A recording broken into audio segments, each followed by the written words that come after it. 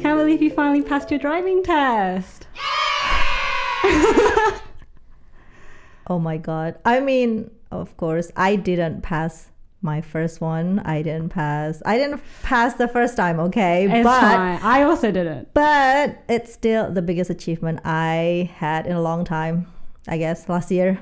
Yeah, well, I mean, it's not easy. Well, I don't know. Maybe some people are going to come for me and be like, what are you talking about? It's really easy to get. But I think it's actually quite hard to get your driving license in the UK. Yeah, I mean, I tried in London as well, you know. Yeah, so you learnt here and then had to take your test. Yeah, here in London. You know, I got to take it in the East Midlands in my big town, where traffic is less crazy.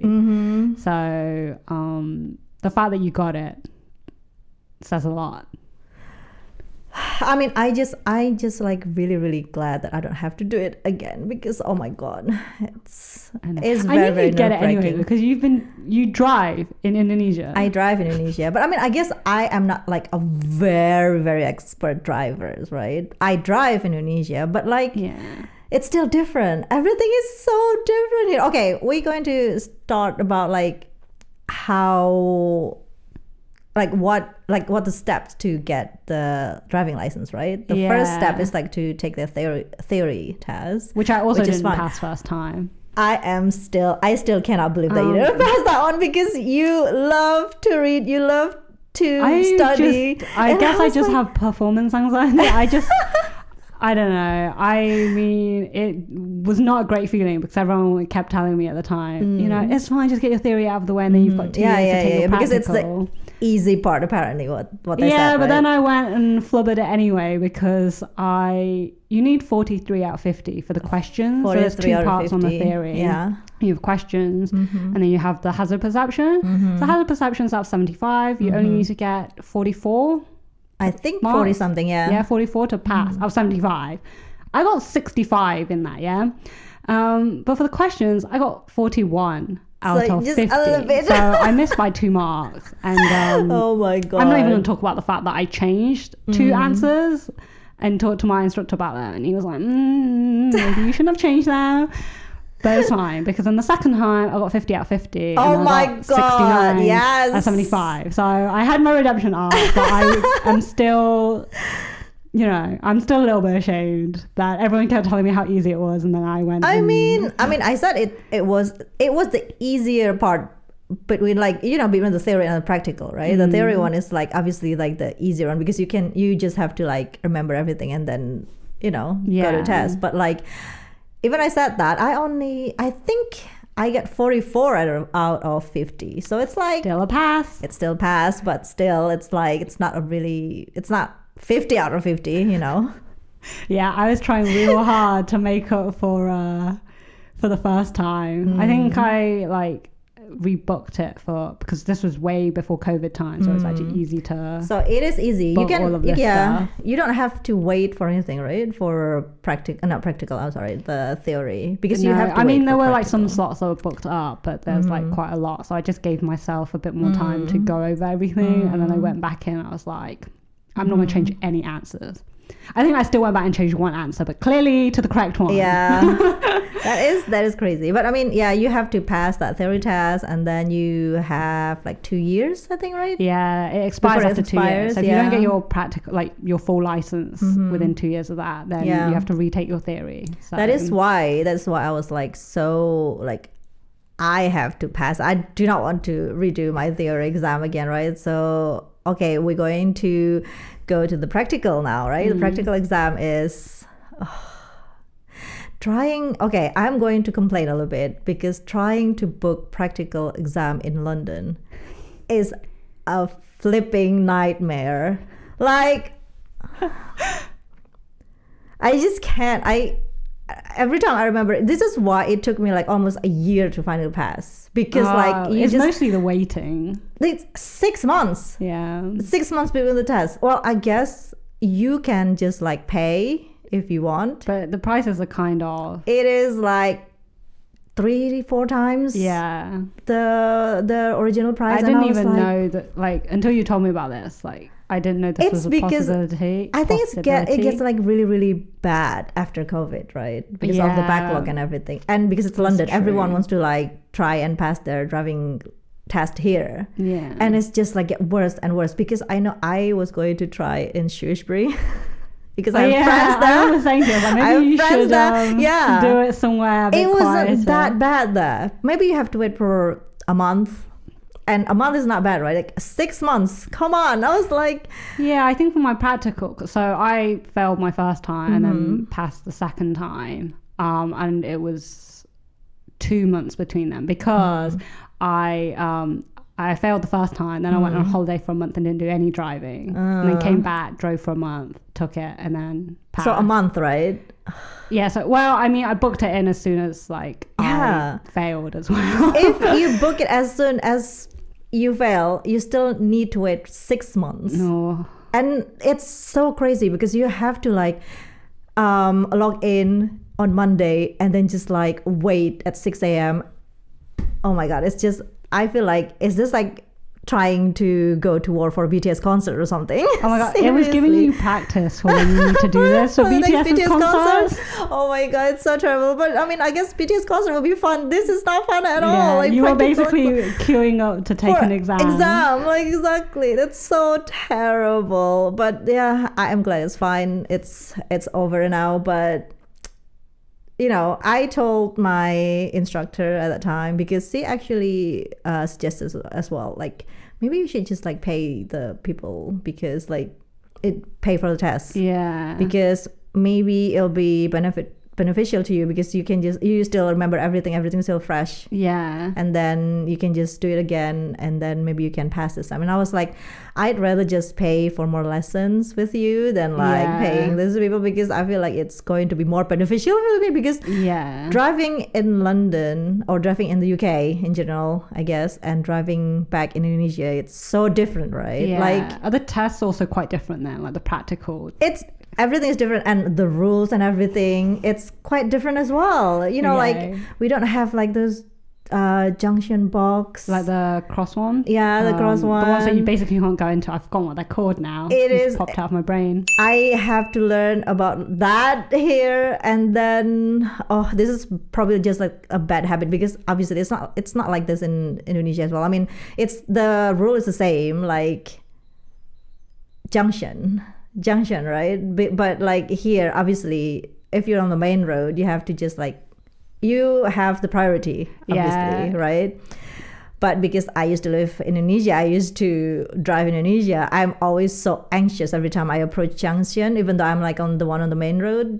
And it just makes me want to slow down. And my instructors are going to be like, why are you slowing down? And I was like, I'm sorry, because it's just my bad habit in Indonesia. This is what you were saying about like approaching a T junction, right? If you're the one coming from like the stem of the T, in England, you're supposed to approach slowly and possibly stop. There's usually like giveaway line. Or we don't have that giveaway line thing, but I always stop anyway. So it doesn't matter for me for that. It's fine. But like, you know, in Indonesia, people just go out. Like and don't like. Sometimes it's just like, oh my God.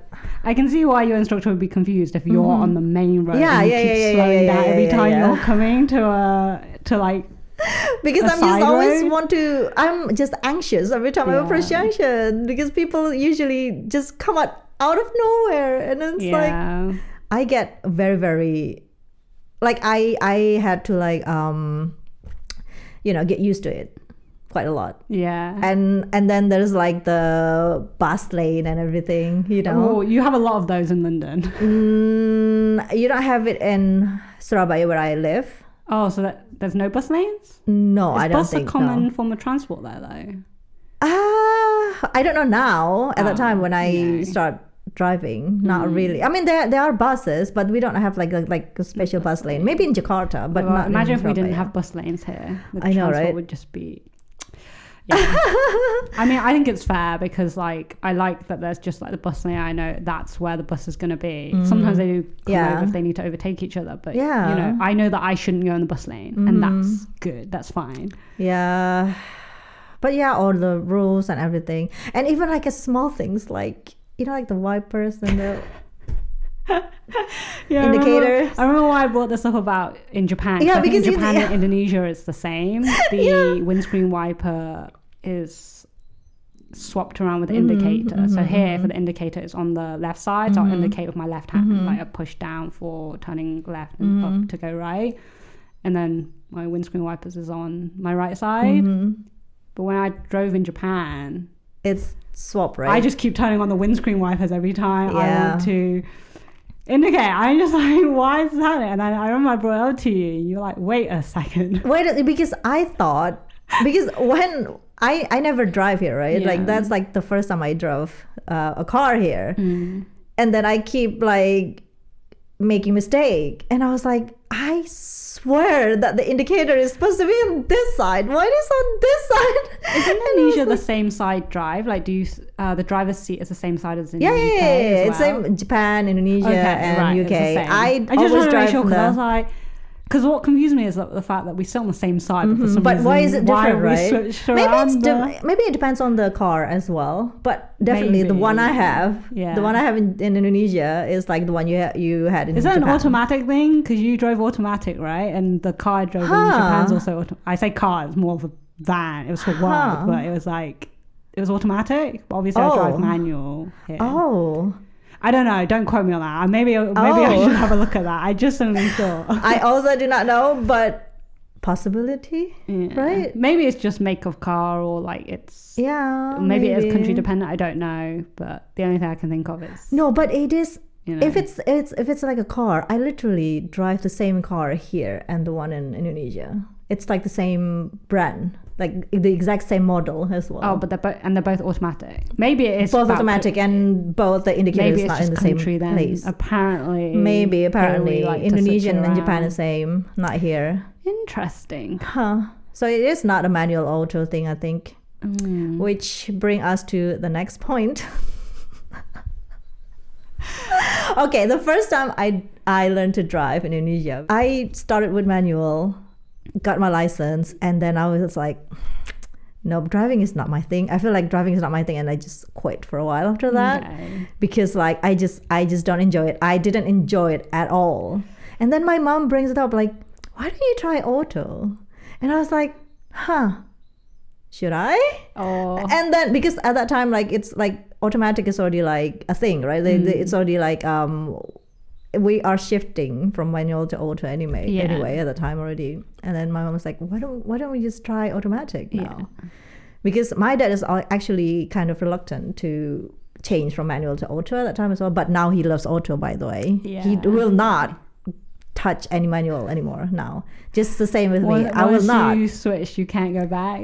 Once because like it's just helped me with the anxiety. I just can't with like, because when it's like manual, you have to like think about like I feel like there's so many things going on in my brain. But with auto, because you only have to brake, gas. You don't even have to gas sometimes because it's already like going when you like, start your engine. It's like just start already. You just need to like put a brake sometimes.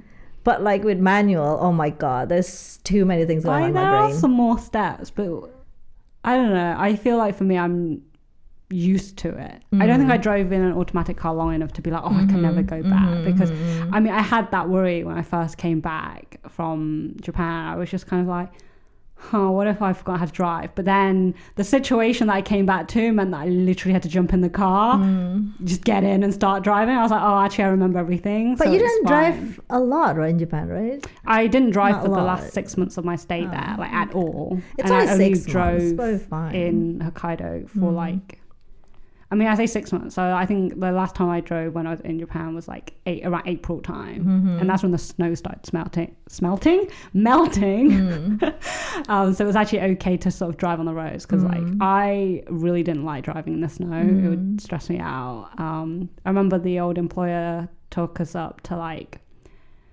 practice driving in like the automatic vans in the snow, and we had to like basically to get a feel of what it's like if you skid and how to handle it. We had to deliberately make the car skid, and I couldn't do it for the life of me.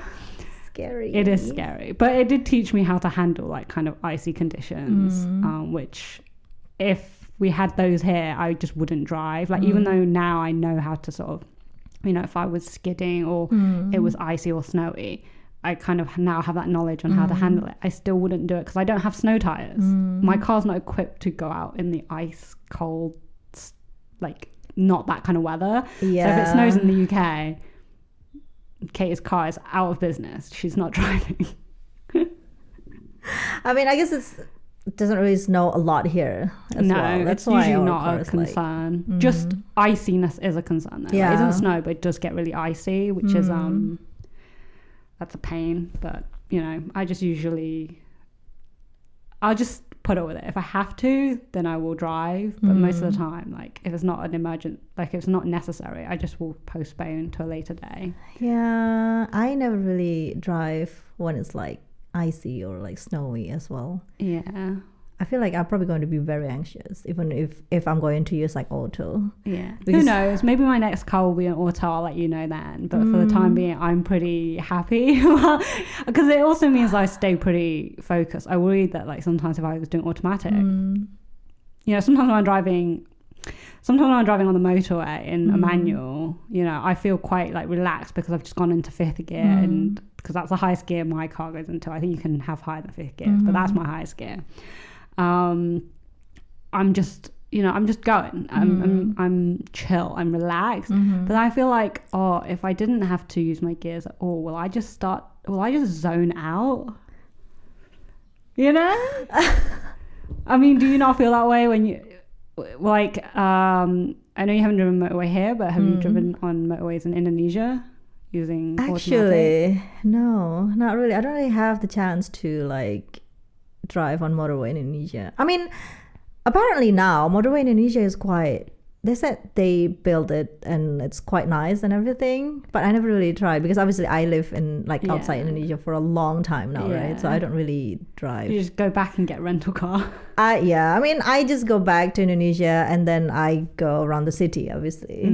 Just that's it, not really motorway. But I always want to try motorway here as well because like it feels liberating, I guess, because you just go to one straight line. But it's still scary for me because I am not used to, I think, go past 50 miles per hour. Oh, yeah. The speed limit for like motorways in the UK is 70. But you have to be at least 50, right? I mean, because so in the left lane, you'll have lorries, and lorries' speed limit, like max speed limit, is 60 actually. So it's always like 10 less than cars. This is when it turns out I'm wrong, but I'm pretty sure that's what it said in the theory book. So you know, if you happen to be behind a lorry that was going at 60, you might be down to like 55, but most people will then like go into the middle lane to overtake or whatever. I mean, I remember the first time I went on the motorway, and I just passed, and it had been 2 months since I got my license. Okay, so I'm driving around in my small town. I would drive like country roads and like dual carriageways, which dual carriageways also have a speed limit of 70, so not that different, to go to like university. But I'd arranged to meet my friends in London. My friend lives in like the Hackney area, so I also had to go south of the river. And I basically was just like, I'll just drive down to meet you. And then realised I've never driven on the motorway before. So I remember asking like my mum, asking like sister, brother-in-law, asking a friend who's been driving since before uni. And they were all like, you know, you can just make sure you take someone with you the first time. And I was like, well, that's not going to work. Because obviously I'm driving all the way down to London. I can't ask, like, I wasn't going to ask my mum to accompany me and be like, just send her on her way after. But I asked her, I was like, can I borrow your car to go to London? And she was like, so she said it in Hakka, but the translation is basically like saying, if you dare, then go for it. Oh, wow. So yeah, I just took the car and I went, and you know, my mom was like, you'll be fine, just stay in the left lane, it'll be no problems. So that's what I planned to do. But then I got on and immediately I'm behind a lorry, and you know, I'm probably like, I'm feeling a bit uncomfortable because, this big lorry, I'm a bit close. I was like, okay, I should just go in the middle so I can overtake. But as I move into the middle lane, a lorry in front of that lorry also goes into that middle lane. And then I'm like behind that and I'm like, oh gosh, okay. And I can see all the cars behind me like overtaking on the right lane. And I don't know, I was like, oh, I don't want to be here. And then somehow 5 minutes into being on the motorway for the first time, I'm in the fast lane and I'm so I like literally go forward, overtake that lorry, and then go back into the left lane once it's safe. And then suddenly I'm fine because it's like, oh, it felt so scary for the first 5-10 minutes because it was just like, oh, I'm on the motorway. I've never been on the motorway. There's no one with me. But it was fine. I was like, oh, I've had the experience now. And then it was just a matter of like driving down to London. And then once I got to London, that was the scary thing. Because I was like, oh, well, I don't know what I'm supposed to do, but it ended up being fine. And now I love driving on the motorways. I arguably prefer driving on the motorway more than anywhere else. Huh. That is very interesting. But yeah, maybe I should just like try, like hop in and try it, right? Like, yeah, well, it's a shame you don't want to drive manual car, otherwise I would take you out in mine. I mean, seriously, I really enjoy driving, and I really want to just go back and drive again around. But yeah, no, not manual car. I will probably going to get an auto car or maybe rent an auto car or whatever. Well, if you get an auto car, I know I can drive automatic. Well, I need to practice a little bit, like get used to your car settings, your hypothetical car settings, and we can do a road trip together. That would be really, really fun. Oh, I can already like think about like where like the places we can go to and everything. That would be very, very fun. As long as there's a motorway. Okay, you can do the motorway and I do the city driving. I thought the point was so that you will practice on the motorway. That is true. But anyway, yeah, for everyone who's going to have their practical tests. Theory as well. Yeah. For everyone who's going to have the first or second, third, fourth, whatever. Doesn't matter. It doesn't mean you are a bad driver if you don't succeed the first time, right? Yeah. No, but we really do hope you all going to pass. Just be safe out there, guys. Be a safe driver. That's the best driver. Yep. Thank you for watching or listening.